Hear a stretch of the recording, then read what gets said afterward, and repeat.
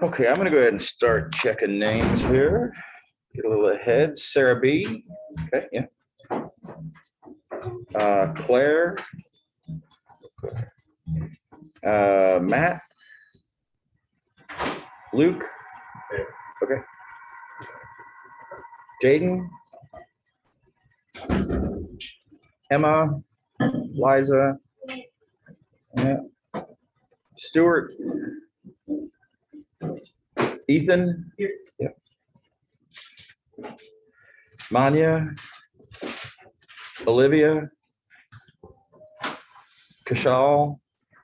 Yeah. Diego. Yeah. Darwin. Sean. Jules. Doa. Matthew. Colin. Emily. Rennick. Sarah T. McKenna. And Manya. Okay. Okay, is there anybody here whose name I didn't call? No? Okay, good deal.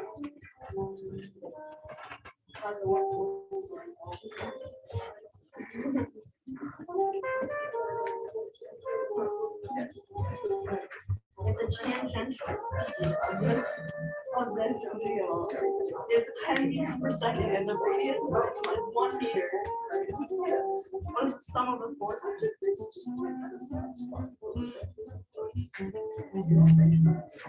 The force should be normal to the tangent, normal to the tangent vector.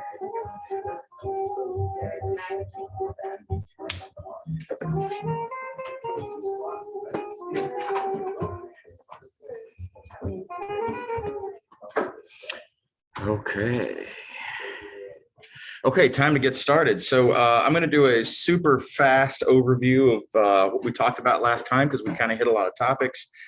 Setting up integrals is, well, there's a lot going on. So I started off with a reminder about how to compute the volume of rotated surface and pointed out that, well, you can really try anyway to take the same approach to computing a more sort of general three-dimensional volume, say volume under a graph.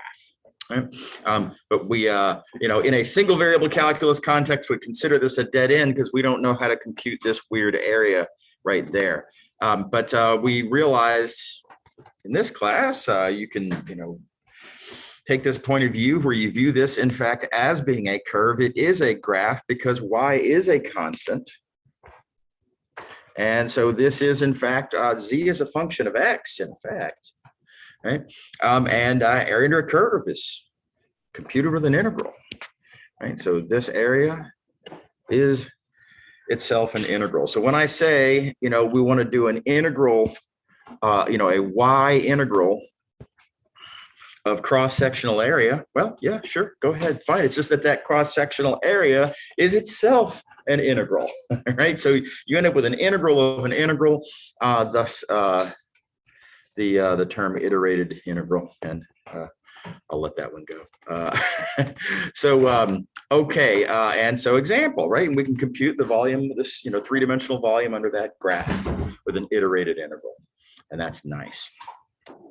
Okay, now I left as an exercise for y'all to confirm that you can slice the other direction, and you get the same thing either way you slice. Quick reminder, this is a peculiarity of rectangles. We're going to consider very soon, in fact, possibly today, fingers crossed, what happens when it's not a rectangle. In fact, probably today. Man, if we don't get to that today, we're in trouble. Okay. Great, we've computed all sorts of volumes. Isn't that nice? Is that what we really care about? And I claim not really. Sometimes you need to know the volume of something. But there's a lot more things out there that we need to be able to compute. Right? And so, for example, mass. Instead of volume sitting over an area, let's consider the mass contained in an area where you have, mass per unit area is given. Right. And I like to point out that this approach that we took to the computing of volume under a graph was a peculiarity in that we had a pre-existing comfort and knowledge and experience with this this intermediate concept called area there. Right. So we're computing a volume where I'm given heights, because in between there, right, the cross section in some sense is an area. But if you try to make sense out of that for, try to proceed in the same way with a, how would I compute the mass in a rectangular sheet?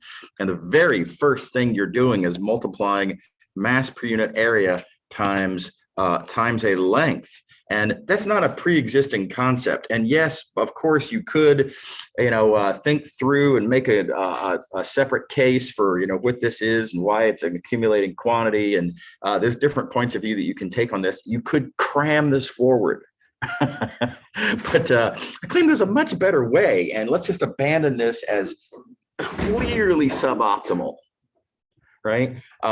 Since we're not going to need this anyway, there is a much better idea to come. And of course, now that's the idea of a double integral.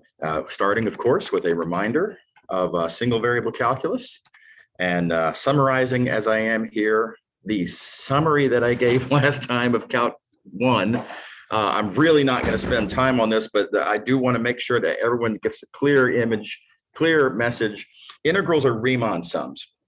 And this is super important that integrals are Riemann sums, not just because mathematicians like to be precise about things, but because applications directly connect to Riemann sums.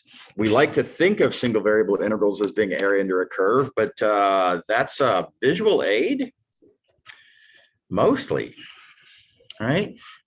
And if you were to try to make a connection between one of these many applications and area, what you really have to do, honestly, is argue that it can be that mass, for example, can be computed with a Riemann sum that you can interpret as an area. In other words, you can only connect it to areas by way of Riemann sums. So you really don't need an area in this picture. Leave area as a visual aid only.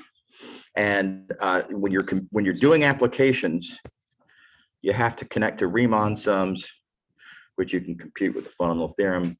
And notice area is not involved. Okay, so we want to talk then about how to generalize the idea of a Riemann sum to a two-dimensional domain. Right? Instead of a one-dimensional domain on the x-axis, what if I had a two-dimensional domain? So again, we talked about this last time, so I'm still in summary mode here. What we did in the single variable setting was we took our interval and we, chopped it up into a bunch of pieces. And then we argued that on each little piece, on each little piece, it's really easy to answer a lot of questions on little pieces. How much mass? Well, mass per unit length times length. How much work? Well, how do you compute work? Just do it on that little piece. It's a real easy little formula to write down. So you answer questions on the little pieces, and then you add up over the whole domain. This is what I like to call the chop it up, add it up strategy. You take your domain, you chop it up into little pieces where the questions are easy to solve, and then you add it up over the whole domain. Okay, so same approach for a two-dimensional domain. We want to compute, for example, let's say we're computing the amount of mass inside of this two-dimensional sheet, just to have a metaphor to visualize as we go along. Hard question. The density is not constant. I don't know, but if I chop it up into little pieces, noting, of course, that to chop it up into little pieces, I have to slice two different directions.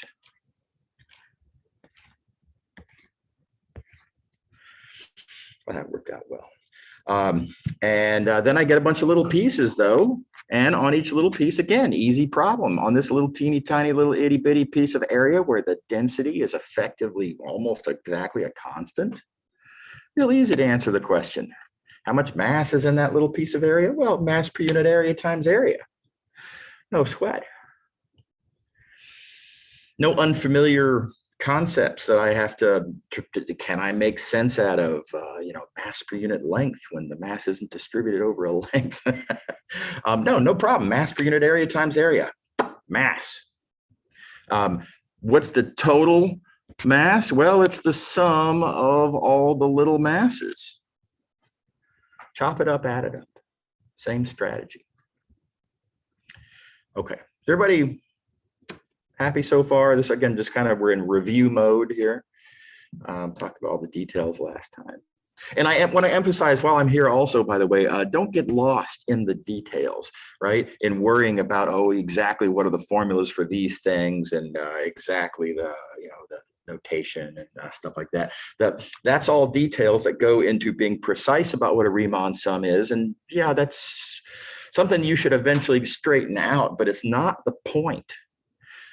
We're not going to be computing manually from these double integral Riemann sums, right? This is a tool that's going to connect. We've got some clever arguments on the way here.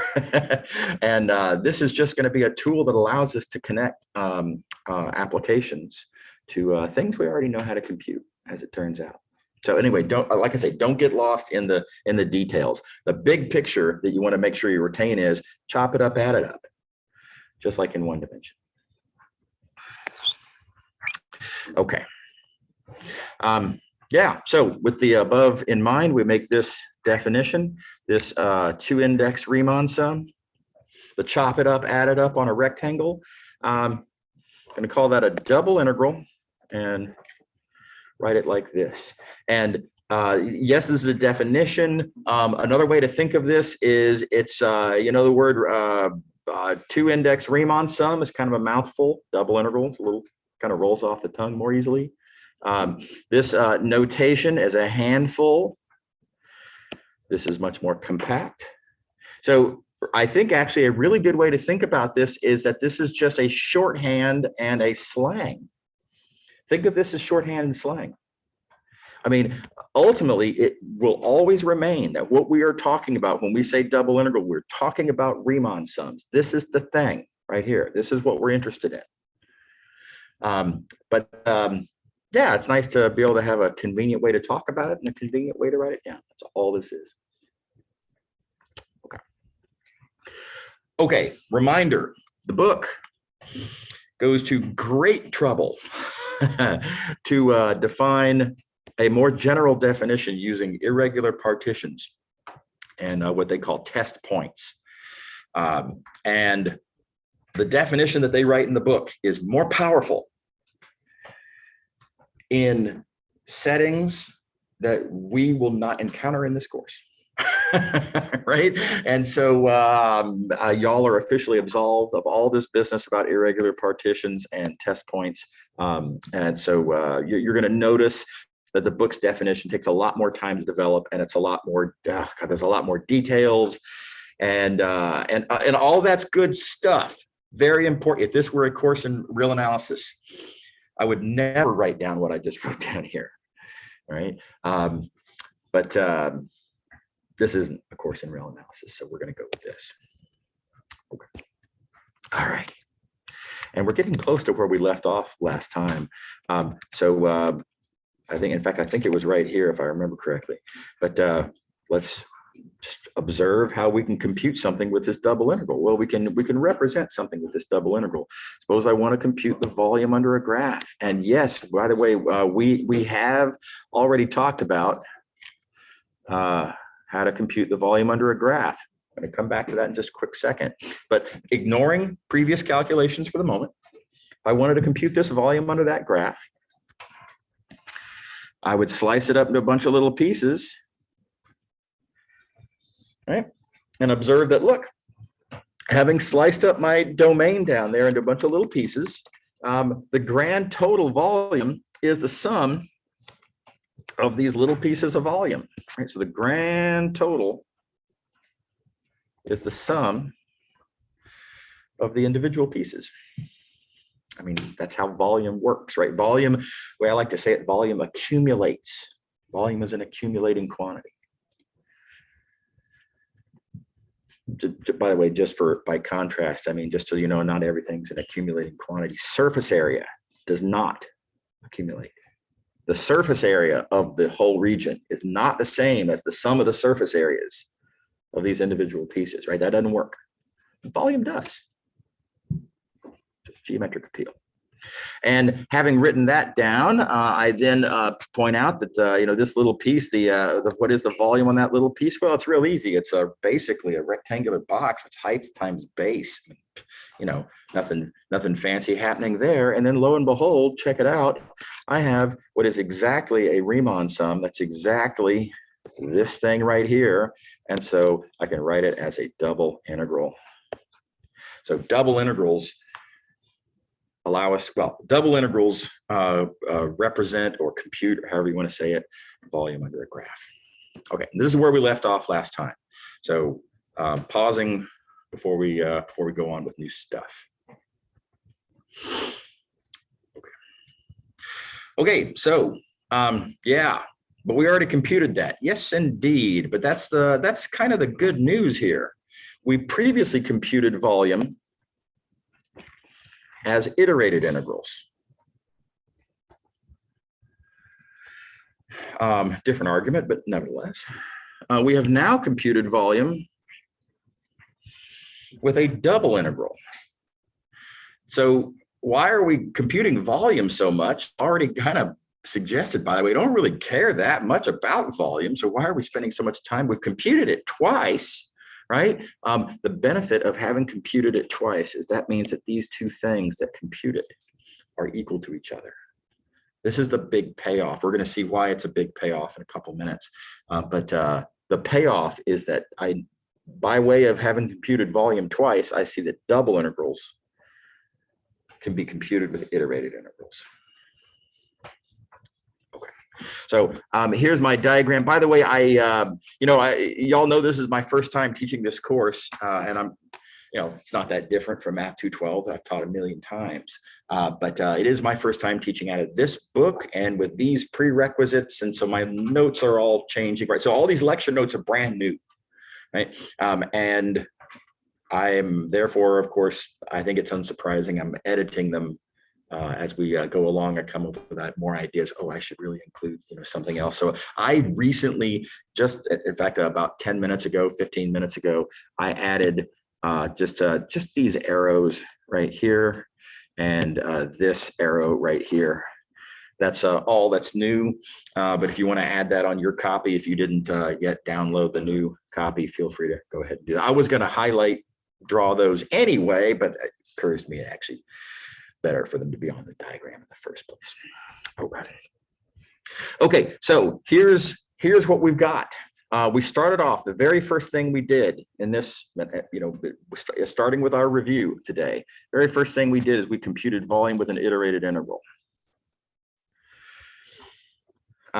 Then I made the observation that, hey, there's a bunch of things like mass, for example, that I can compute with a chop it up, add it up strategy. And we defined this thing called a double integral. And we have just now, let's see here, deciding on colors, use orange, whatever.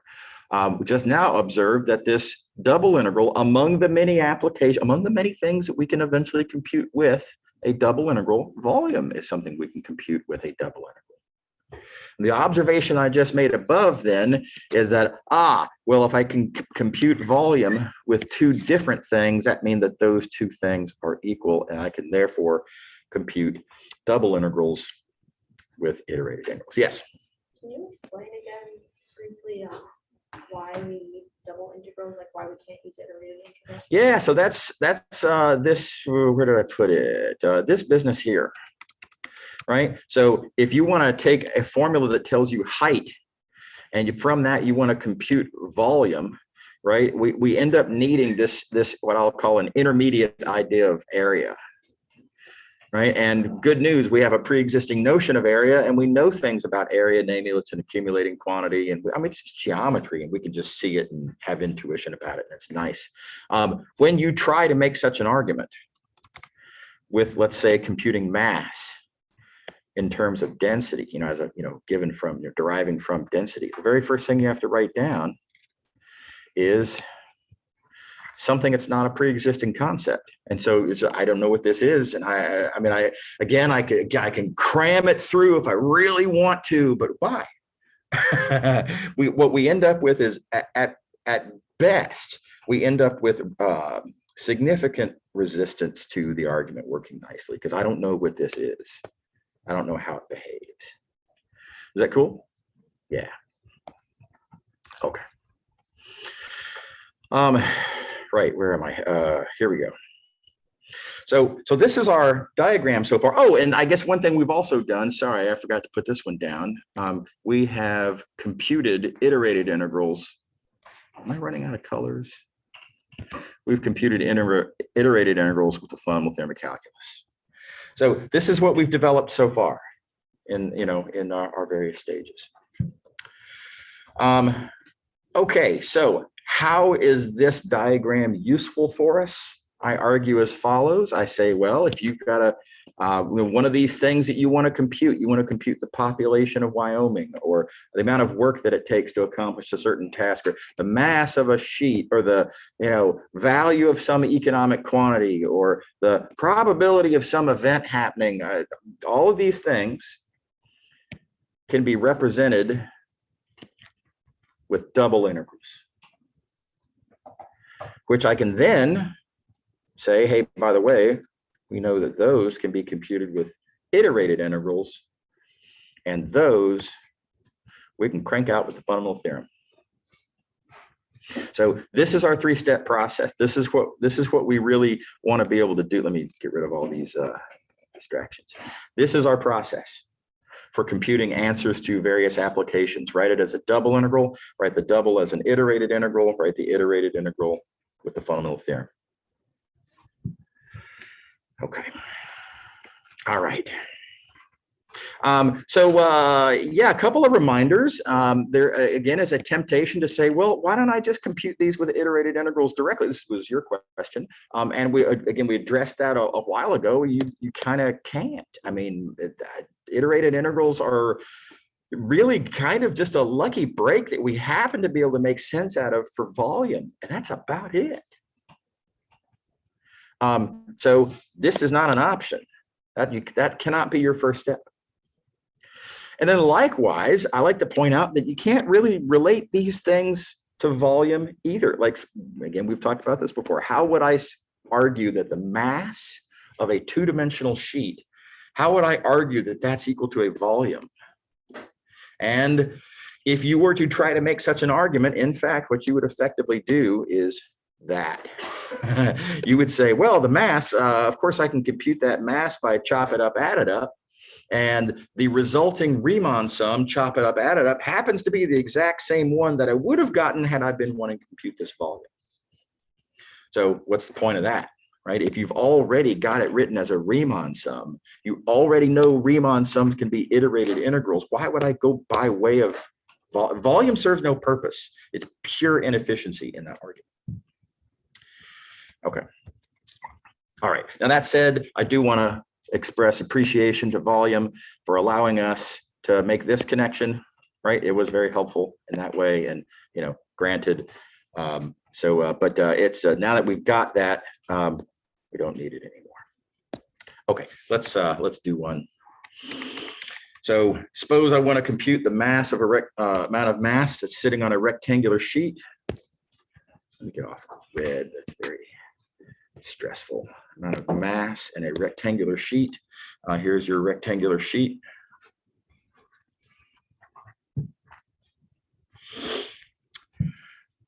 How do we compute that amount of mass? Well, the very first thing I would say is chop it up, add it up. The total mass is the sum of a bunch of little pieces of mass adding up over the entire rectangle. Chop it up, add it up. No mysterious argument there, right? If you chop it up into little pieces, the total mass is the sum of the individual masses. Then I would argue that, oh, hey, by the way, on that little piece, mass is easy to compute. Round off error is going to go away in the limit and all that. But mass is mass per unit area times area. No sweat. And then I would say, oh my God, check it out. That's a Riemann sum. That's exactly the definition of a double integral, or said differently, I'm going to shorthand that by writing it with double integral notation. So this is what I would call phase one of the calculation. Phase one is again, the chop it up, add it up argument here that turns your application into a double integral. Okay. Step two, double integrals are iterated integrals. In fact, let me see if I can get all this on the same. Yeah, here we go. Step two, double integrals and iterated integral. Step three, crank it out with the fundamental theorem.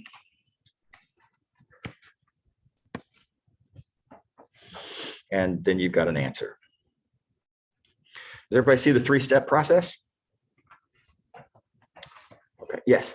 You said it doesn't matter like dy dx, dy. Correct. That's right. You can do this in either order. Take your pick. And right now, for the moment, it doesn't really matter very much. I mean, in other words, in terms of why would you choose one versus the other, that we're going to see an example eventually, possibly today, probably not, where the order that you do the integral might make some of the anti-differentiation easier. So, I mean, sometimes, most of the time, not much. And so, yeah, take your pick. Yep. Anybody else? Yeah. You said like the double integral is also an integrated integral. I think you said like on Wednesday that like they're not the same way. No, oh yeah, no. So sloppy use of the word is.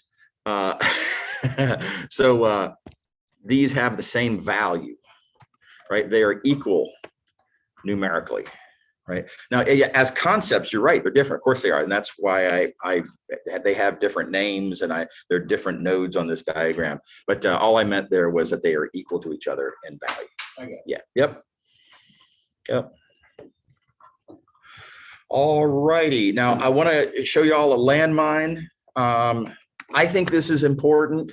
You got to keep in mind, I mean, ultimately this derives from, you remember, exams in this class are graded on the basis of your arguments, right? It's not about the answer at the bottom of the page, right? It's, did you make a clear and convincing argument? Mathematically clear and convincing. And okay, well, with that in mind, let me point out what's wrong that a lot of students will sort of do. A lot of students are like, look, yeah, mass is double integral, but double integrals are going to be iterated integrals anyway. Why write this down?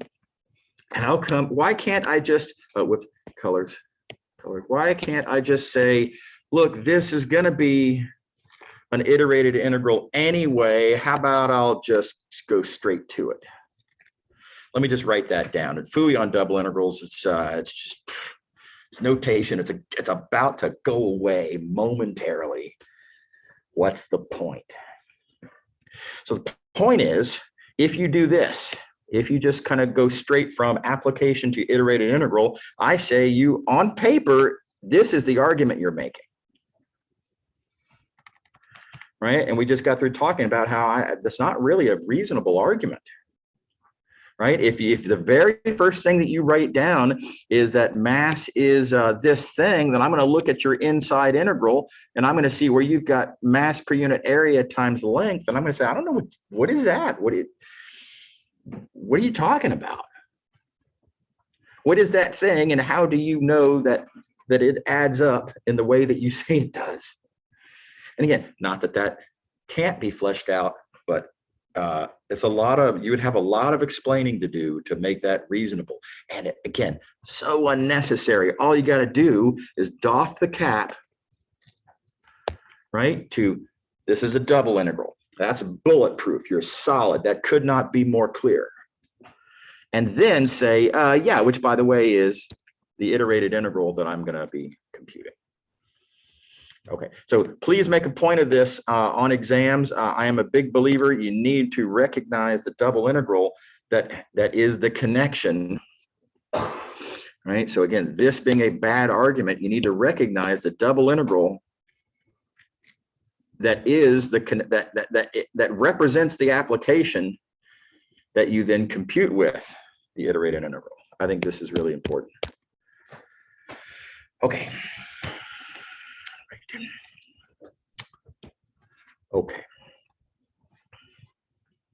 Okay. Now let's see here. Let's go back up here to the calculation I did here, and you'll notice that here I wrote out the development of the Riemann sum, what I'll call the development. First, chop it up, add it up, and then I rewrote that like so, and then eventually I recognize that, oh yeah, hey, cool, I've got a double integral. Okay. As a notational convenience, it is very common typo. I missed one of my little integral symbols there. Sorry about that. As a shorthand, it's common and fine to just shorthand that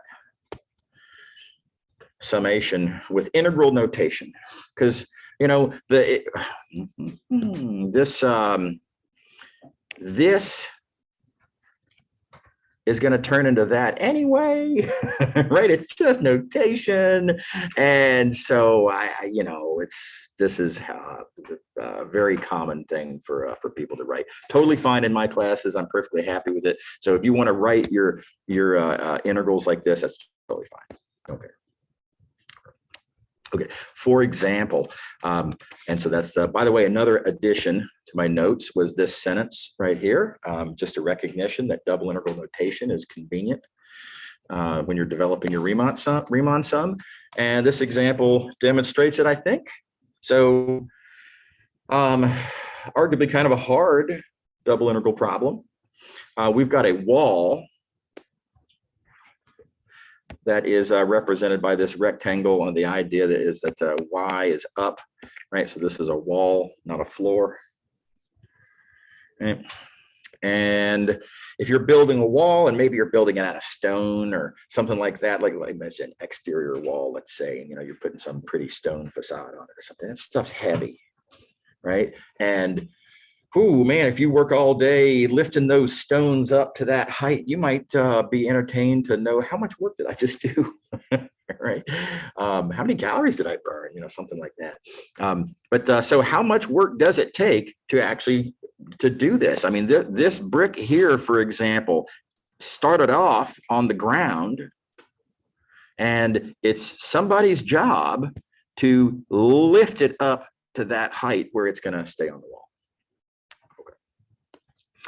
Okay, so what's the total amount of work? And you're going to notice I'm going to use Riemann's integral shorthand notation for the Riemann sums. First thing I'm going to say is, look, chop it up, add it up.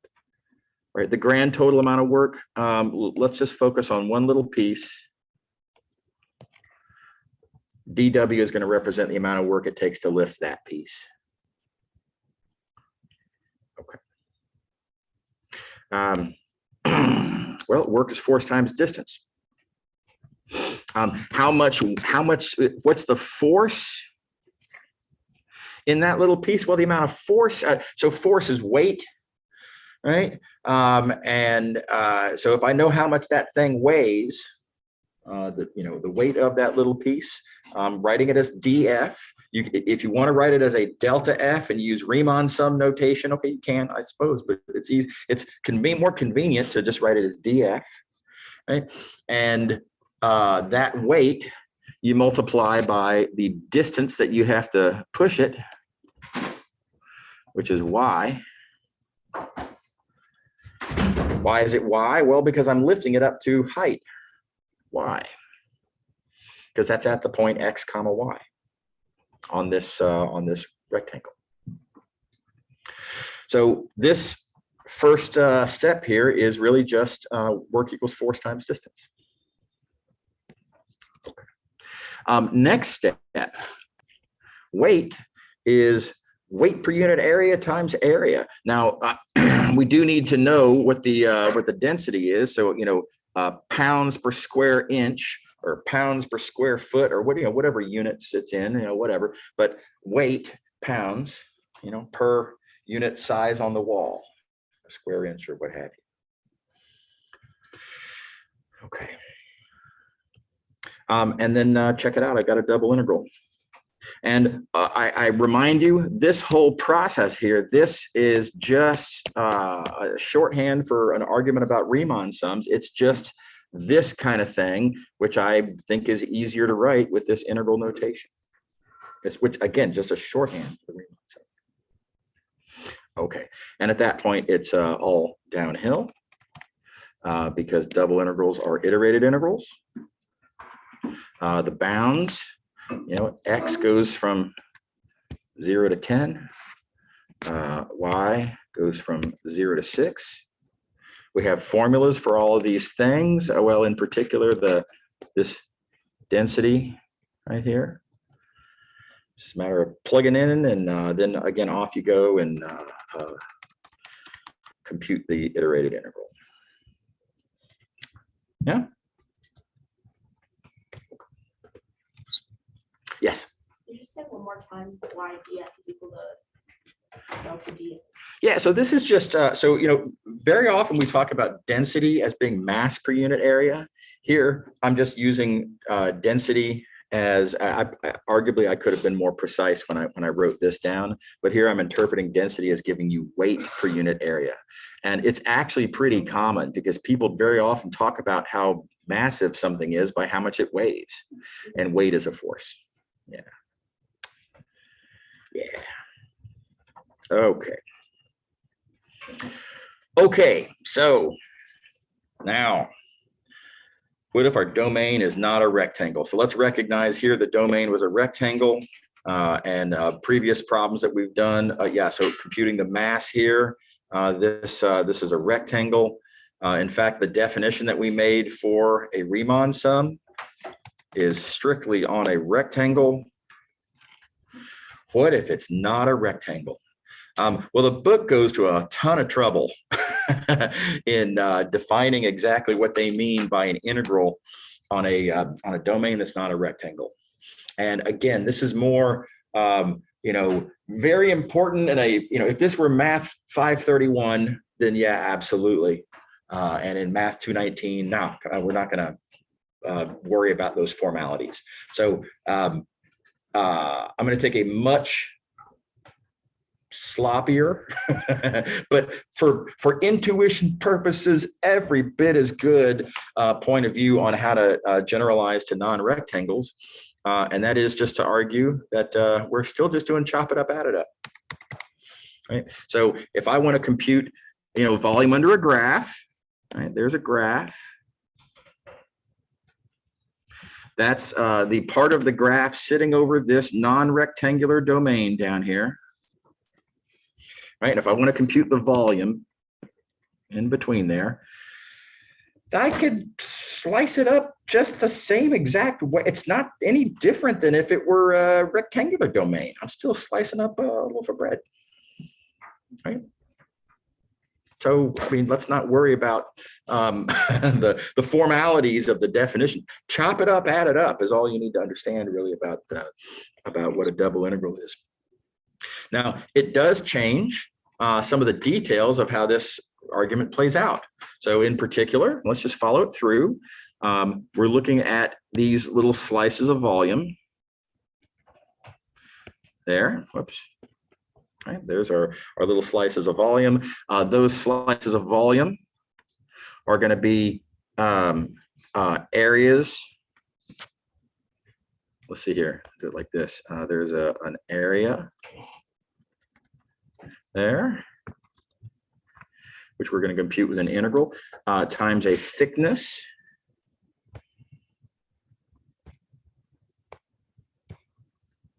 The thickness is still dy. And so, I mean, same, right? So the only little difference, teeny tiny little difference, is that if you look at the area calculation, how would I compute the area? Oh, whoops. I don't know how I did that. Compute this area as an integral. Notice that the bounds depend on y. So for, depending on what y is, you're going to get different bounds. So your lower bound here, for example, that a depends on where that point is. And think now what happens if y moves to the left, right? If you decrease y, well, that blue point there is going to kind of come out of it's going to kind of come out toward us a little bit because of the way that edge is curving. And so the value of a, that lower bound, the lower bound for x will be a function of y. Anybody see that? It's the only thing that changes. Well, lower bound and upper bound, but the bounds is the only thing that changes. In fact, now this picture that I've made here, this is a three-dimensional picture. There's the volume, there's the slices and all that, but you kind of notice that all the sort of the third dimension aspect of all the z stuff is the integrand is it's the same as the integrand for the double integral. Nothing interesting is happening in the vertical direction. What's interesting is what's happening in terms of those bounds, and everything I need to understand about the bounds I can see from just what's in the XY plane alone. So when you're thinking about the bounds, you don't even have to draw the three-dimensional picture. You can look just at the domain itself. So again, here's our little domain, our non-rectangular domain. Just look at this picture. Much easier to draw, much easier to visualize what's going on. And just, don't forget your integrand for your iterated integral is, well, it's the same as for the double integral. It's nothing happened because of the non-rectangularity to the integrand. So let's think about how the argument plays out looking at just this picture. Again, same. And we've got y going from C to D.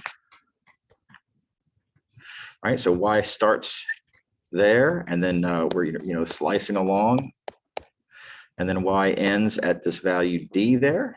Fine. Then for a given value of y, there's my y slice. My lower bound going to depend on y. My upper bound is going to depend on y. Is that cool? Same argument, really.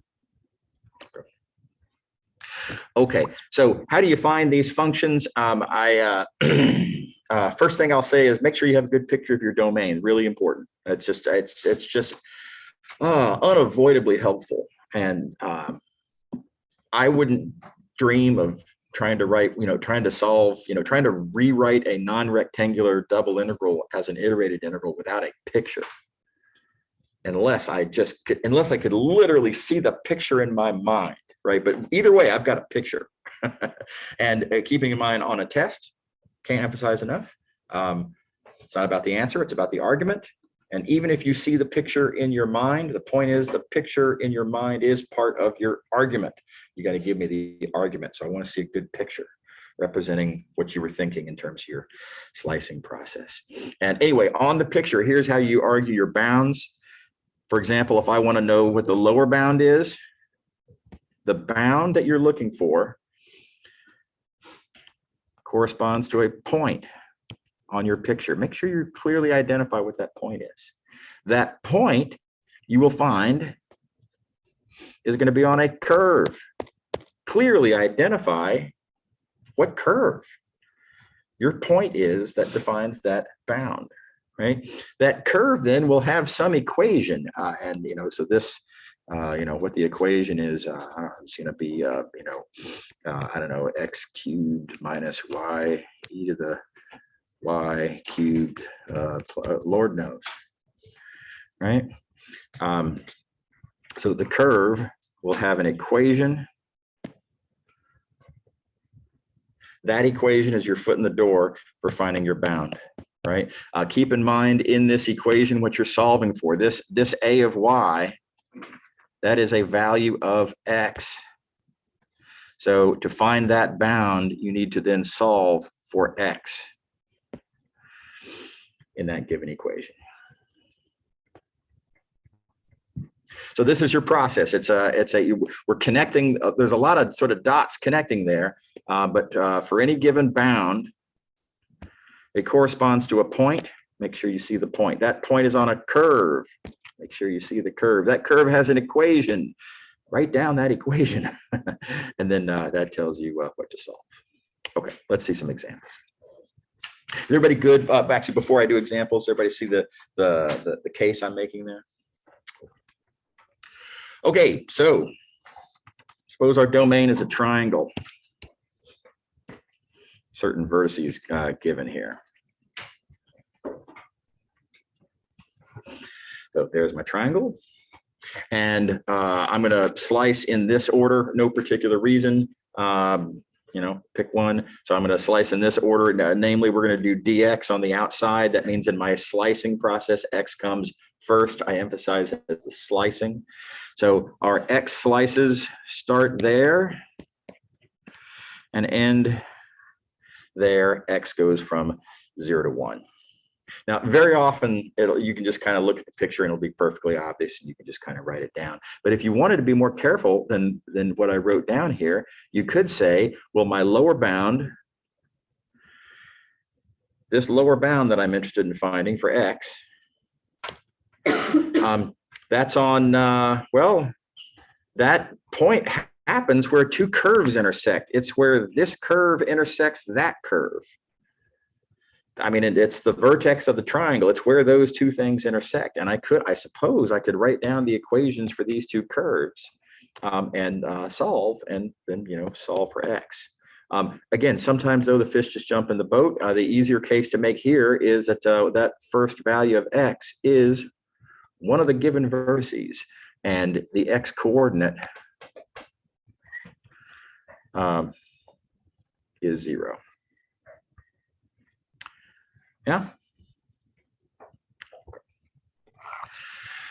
Okay.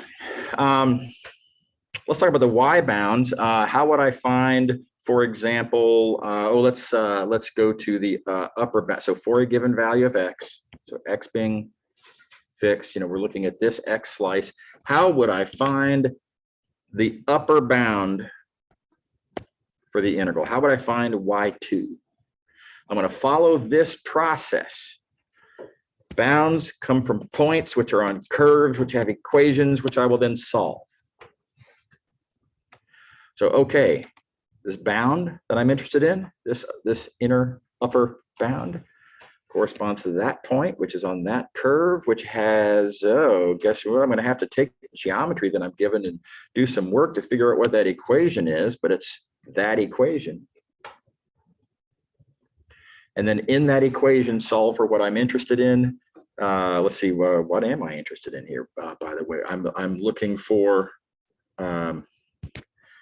y. Right, this is what I'm looking for here is going to be a y bound. So I need to solve for y as a function of x. Reminder, the inner bounds are functions of the outer variable.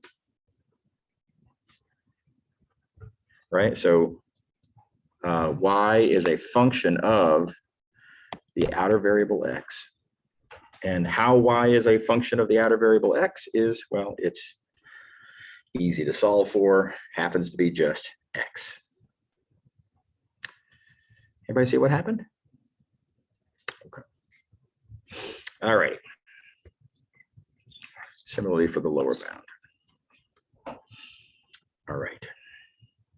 Now let's do it a different way. Let's slice it the other direction. Let's do our y slicing on the outside. So y starts at there and then slice, slice, slice, slice, and then ends there. So y goes from 0 to 1. You can see kind of, again, sort of from the picture, basically from the given, the vertices were given. So very often that's an easy one. Now we're going to fix a value of y. Want to find now our x bounds. Well, let's see here. This lower bound, this, what's going to eventually go here. Lower bound corresponds to that point. That point's on that curve. That curve has this equation. Don't forget what I'm solving for. Easy to get this backwards. I am interested in solving for a value of x because I'm looking for an x bound, right? Trying to figure out that x bound. So in this equation, I need to solve for x. Again, now this time, still lucky. It happened to be easy to solve. Nevertheless, got to solve for the right thing. I need x as a function of y. Y is the outside variable, right? So it is x as a function of y. That is that bound. Everybody good? Okay. All right. Okay. Moving along. Here it's going to get a little bit more interesting. Let's see here. My domain, I should talk about this language a little bit here. My domain is bounded by, and then I just give you two curves. So let's talk about this terminology, bounded by. First, let's talk about the curves. Y equals x squared is that curve. Y equals 4 is that. Let's do it better. There we go. Y equals 4 is that curve. What is the domain that is bounded by those two curves? This language here actually means two things. This means, on the one hand, that the boundary of the region I'm talking about consists of these two curves. But it means more than that. It means that the domain is literally bounded. In other words, that you can put it in a box is the easiest way to think of bounded. It doesn't extend off to infinity in any direction. And so, in fact, even though technically, this region over here, its boundary consists of, green curve, blue curve, right? But it is not bounded, because you cannot put this, what I've got shaded in yellow here, you cannot put that in a box. That's not bounded by, because it's not bounded. All right, so likewise, this region down here, not bounded, not what we're talking about. This region up here, not bounded, not what we're talking about. There is only one region that is actually bounded by those two curves, and it's this right here. So that's what we mean by bounded by. Everybody understand the thought process there? Okay, so heads up on that. You got to think through. I mean, questions will be written like this regularly, and you have to interpreting correctly what the actual domain is from the given language is part of the question. Okay. Right. Okay. So let's suppose we have a double integral. For whatever reason, I'm interested in computing a double integral on this region. How would I write it as an iterated integral? Oh, I'm out of time. Sorry, I lost track of time there. Okay, so we finished one line on this page. Okay, y'all have a good weekend. See you on Monday.